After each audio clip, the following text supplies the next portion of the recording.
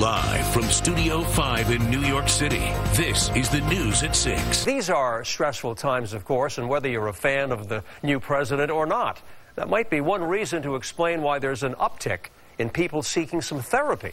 Dana Arshan begins our look at how some are trying to cope. A month after President Trump's inauguration, there's no denying the divide that exists in this country. Psychologist Peter Economo says no one knows that better than him. It's really infiltrated all the therapy sessions. It's just something that is very salient for pretty much all of us. No one can escape it. At his Midtown office, Dr. Economo tells us his biggest piece of advice for his clients is to accept the facts and learn how to deal with them practically, not emotionally. So if we think about acceptance, so acceptance, again, it's this verb about just trying to accept what is, most of which is out of our control. Now, that's not easy to do. So it doesn't mean I say don't worry about things, because if I am an immigrant, I might get deported. So I'm actually validated in feeling that worry. So we never want to take someone away from any feeling that they have. It's a matter of learning how to feel it.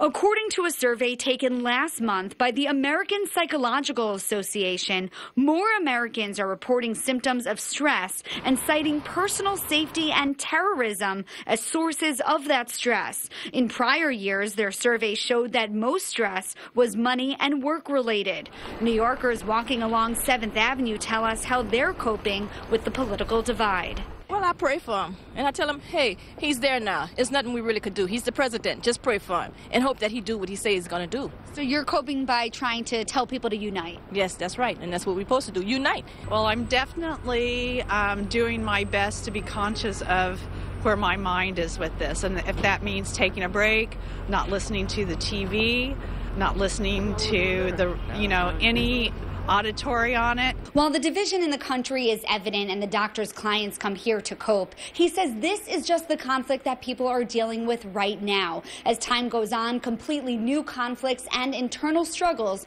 will arise. In Midtown Manhattan, Dana Arshan, Fox 5 News. All right, Dana, thank you very much for that report. Joining us right now is Dr. Ben Michaelis, New York psychologist. Good to have you back. Dr. Ben, we hear a lot about post-election stress disorder. Okay, that's being kicked around a lot. Is that like a clinical thing now? Or is that sort of an unofficial way of describing what's happening? It's an unofficial way of describing what's going on. I mean, it's not an actual clinical term, but it really is sort of capturing something that is happening for a lot of people. There is a lot of stress in the environment right now. Well, you're talking to a lot of clients as well, okay? And they're coming into you. What are they saying? I mean, why do they feel this way? I think there's just a lot of uncertainty going on, and there's also this sort of constant stream of information. And a lot of times we're hearing these things, breaking news is coming in. And it's very stressful for people because that means there's an emergency. Right. And so they get desensitized to what's actually an emergency because there's just constantly emergencies coming on. Yeah. And there's also this sort of war that's going on right now between the press and the administration. That's right. It makes people uncomfortable, doesn't it? Absolutely. Who do you believe? Right. We're used to looking to experts, but do we look to the administration? Do we look to the press? And that creates this whole sense of uncertainty. We don't know where to turn for answers at this point. How does this impact on different age groups? Young children, older people, and so forth. And what are some of the other contributing factors to that, too? Well, I think one of the things is when you're young, when you're very young, you don't have the language skills to mediate your emotions. So you feel emotions very, very keenly, very intensely. There's not a lot of things to mediate that. And as you get older, besides the language you have, you also have perspective.